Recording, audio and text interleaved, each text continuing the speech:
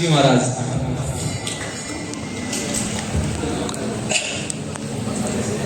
एक बार इन वास्ते भी जोरदार तालियां बजाओ।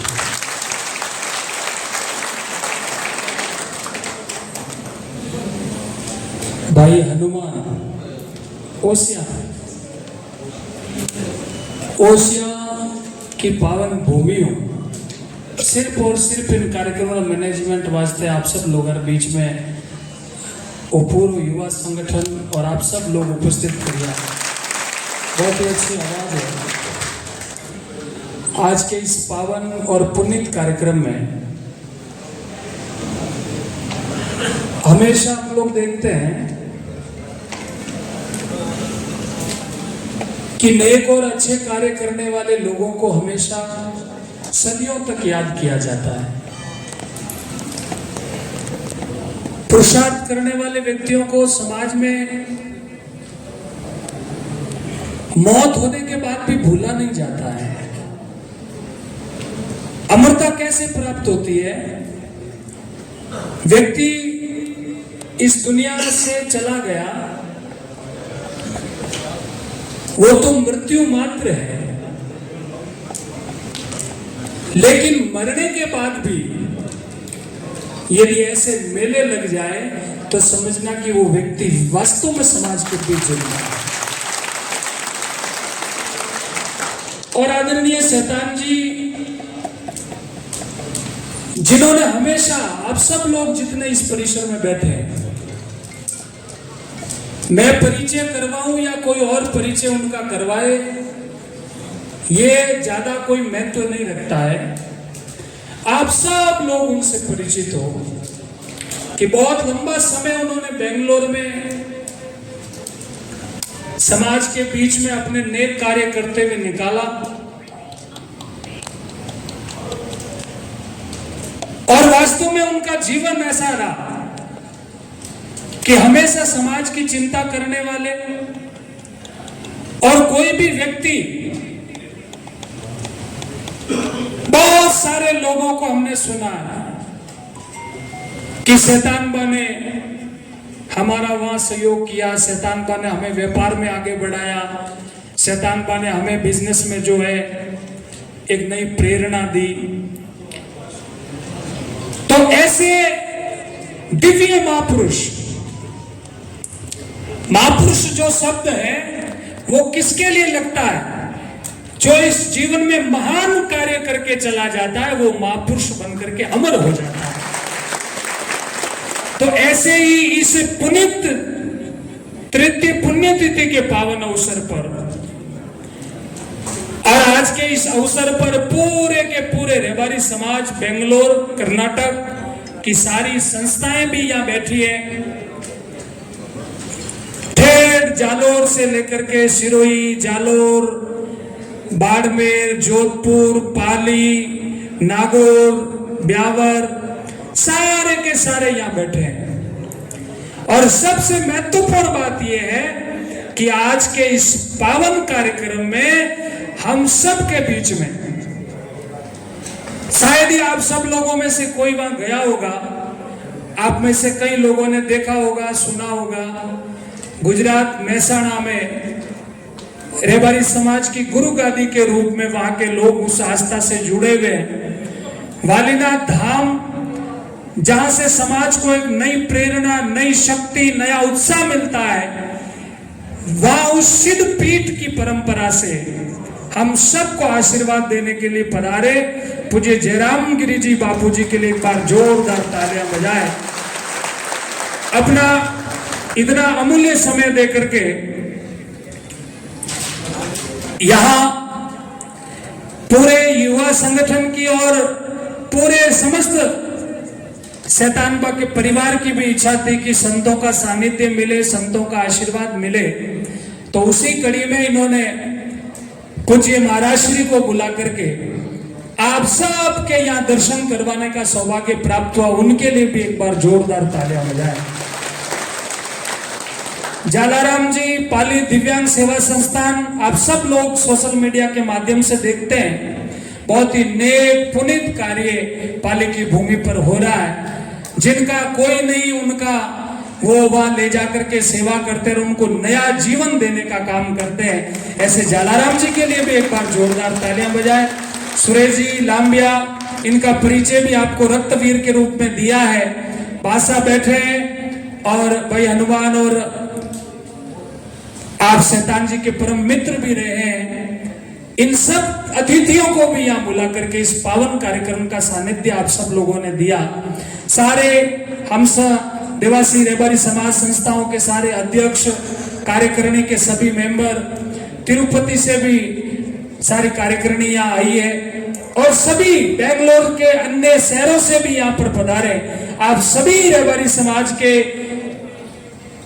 भाइयों का, भक्तों का आज के इस पावन अवसर पर मैं खूब खूब अभिनंदन करता हूं, स्वागत करता हूं कि आप सब लोग अपने जीवन को शैतानबा की तरह ही प्रकाश कैसे हो, क्योंकि जिसका प्रकाश इस दुनिया में फैलता है उसके जीवन का प्रकाश अमरता की ओर ले जाता है। हम सब भी ये प्रयास करें कि अपना जीवन कैसा बना रहे। जैसा मुझे जैसी सूचना मिली है कि 100 यूनिट पार कर चुका है। एक बार जोरदार तालियां बजाएं, क्योंकि पूज्य महाराज जी और मैं बात कर रहे थे तो महाराज जी ने गाड़ी में भी मुझे ये कहा कि रेबारी समाज खून थोड़ा कम देता है।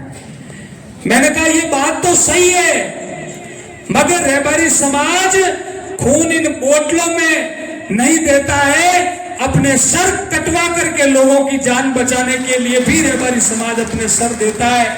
और ये सच्चाई है। किसी भी इतिहास के कालखंड में देखेंगे तो किसी ने सर कटवाने का काम किया है देश धर्म की रक्षा के लिए, तो रेबारी समाज सबसे पहली पंक्ति में खड़ा रहा। रेबारी समाज का योगदान सबसे पहली पंक्ति में खड़ा रहा।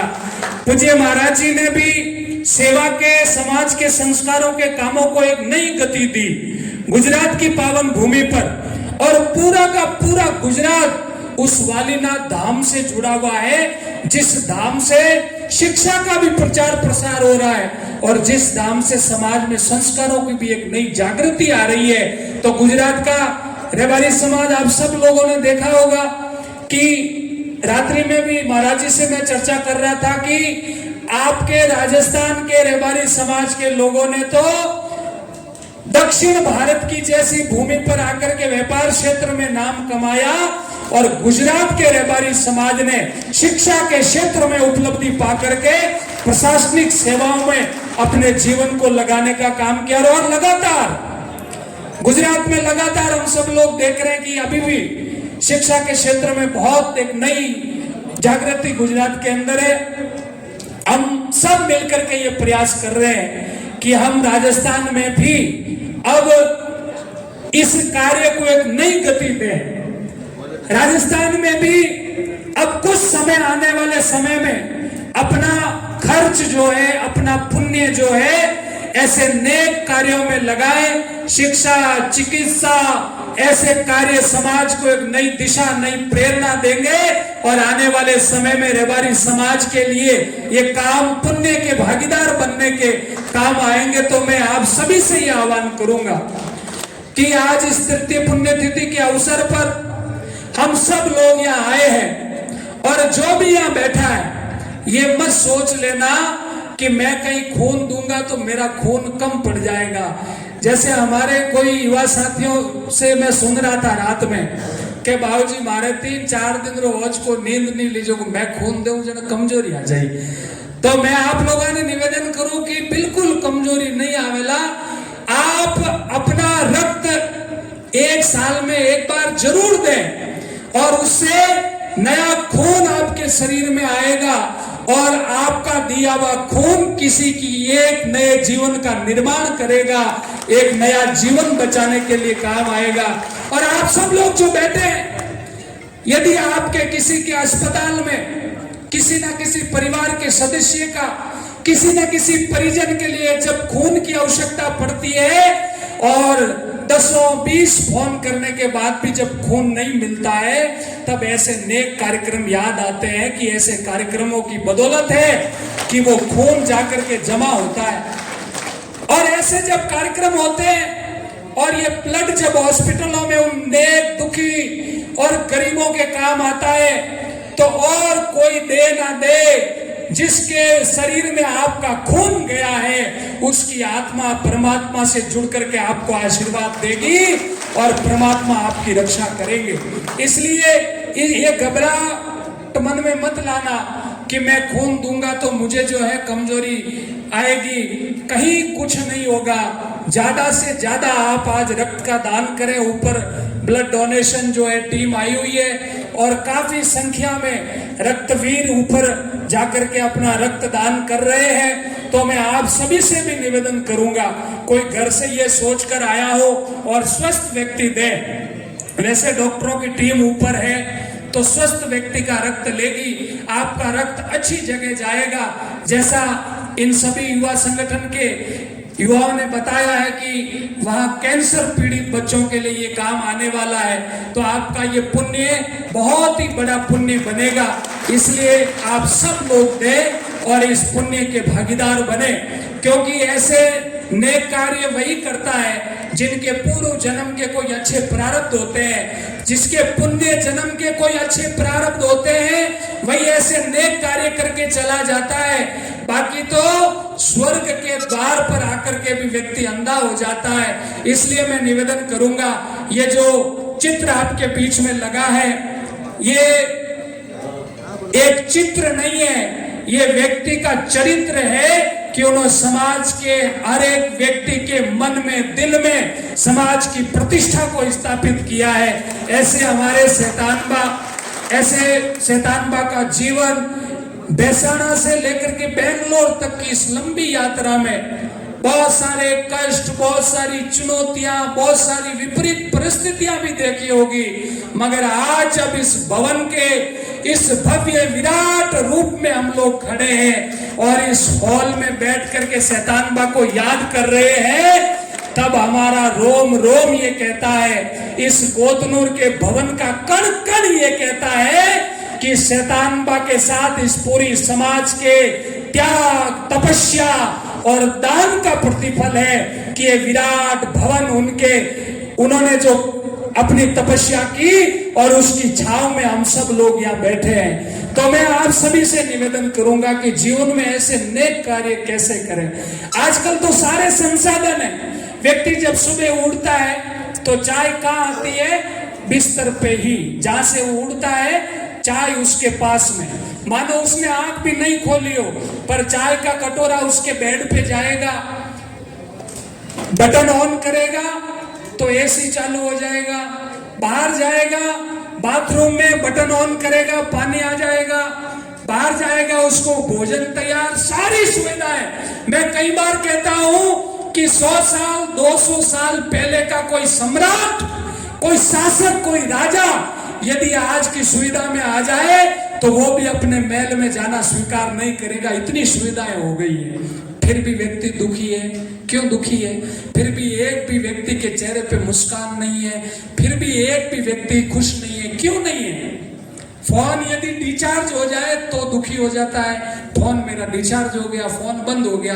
ये मैं बताऊं आपको, पिछली बार जब मैं बेंगलोर आया तो एक व्यक्ति, ये रियल बात बता रहा हूं, उसका फोन किसी कारणवश तो मेरे साथ उसका भी टिकट था, वो जैसे ही फ्लाइट के अंदर बैठने लगा और उसको याद आया कि मेरा बैग तो वो जिस गाड़ी में आया वो गाड़ी लेके चली गई और वो तुरंत नीचे उतरने लगा। मैंने कहा क्या हुआ? अरे कि महाराज जी मेरा फोन बैग के अंदर रह गया। तो मैंने कहा ये फ्लाइट तो उड़ने वाली है और फोन रह गया तो कोई बात नहीं, कोई दूसरे फोन से बात कर लेना, किससे करनी है? कि नहीं, मेरे फ्लाइट का टिकट और आगे वाला मेरा धंधा इतना महत्वपूर्ण नहीं है जितना मेरा फोन महत्वपूर्ण है। और वो व्यक्ति उतर करके वो टिकट उसका कैंसिल हुआ और वो वहां से चला गया, फ्लाइट में नहीं बैठा। यानी कि व्यक्ति छोटी छोटी चीजों से परेशान है, छोटी छोटी चीजों से। सारी सुविधाएं हैं, सारे संसाधन है, लेकिन व्यक्ति, सही बात है ना मेरी, क्या झूठ बात है? सारी चीजें तो है लेकिन व्यक्ति खुश नहीं है।